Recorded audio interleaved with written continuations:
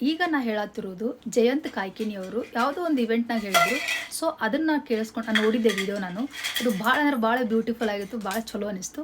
ಅದರಿಂದ ಇನ್ಸ್ಪೈರ್ ಆಗಿ ಇದನ್ನು ಶೇರ್ ಮಾಡ್ಕೋಬೇಕು ಅನಿಸಿ ನಾನು ಹೇಳಕತ್ತೀನಿ. ಏನು ಹೇಳಿದ್ರಪ್ಪ ಅಂತಂದ್ರೆ, ನಾವು ನಮ್ಮ ಇಷ್ಟು ಬ್ಯೂಟಿಫುಲ್ ಆಗಿರೋ ಲೈಫನ್ನು ಯಾಕೆ ಕಾಂಪ್ಲಿಕೇಟ್ ಮಾಡ್ಕೋತೀವಿ ಅಂತಂದ್ರೆ, ನಾವೇನು ಮಾಡ್ತೀವಿ, ಮನುಷ್ಯರಾದವರು ಎಲ್ಲರೂ ಕಾಮನ್ ಅದು ಮನುಷ್ಯರಿಗೆ.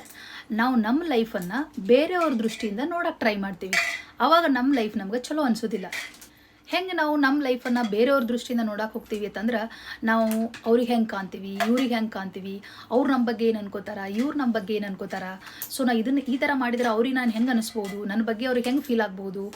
ಸೊ ನಾ ಇದನ್ನು ಈ ಥರ ಮಾಡಿದ್ದೆ ಅಂದ್ರೆ, ನಾ ಇಲ್ಲಿ ಹೋದ್ರೆ ಅವ್ರು ಏನು ಅನ್ಕೋತಾರೋ, ನಾ ಇದನ್ನು ಮಾಡಿದ್ರೆ ಅವ್ರು ಏನು ಅನ್ಕೋತಾರೋ, ಈ ಥರ.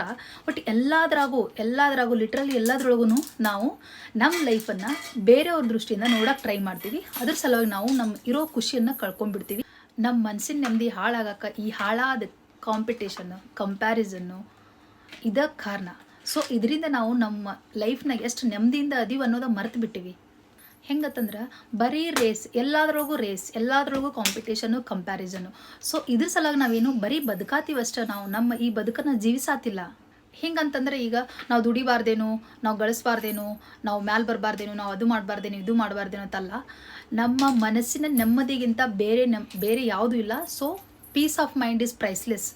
ಸೊ ಏನು ಮಾಡಿದರೆ ಯಾವುದರಿಂದ ನಮ್ಮ ಮನಸ್ಸಿನ ನೆಮ್ಮದಿ ಹಾಳಾಗ್ತದಲ್ಲ, ಅದರಿಂದ ನಾವು ದೂರ ಇರಬೇಕು. ಸೊ ಮನಸ್ಸಿನ ನೆಮ್ಮದಿ ಕೆಡಿಸುವಂಥದ್ದು ಏನೂ ಮಾಡೋಕ್ಕೆ ಹೋಗಬಾರ್ದು. ಸೊ ಇಷ್ಟೇ ಇದ್ರದ್ದು ಮಾತಿನ ಅರ್ಥ. Thank you so much.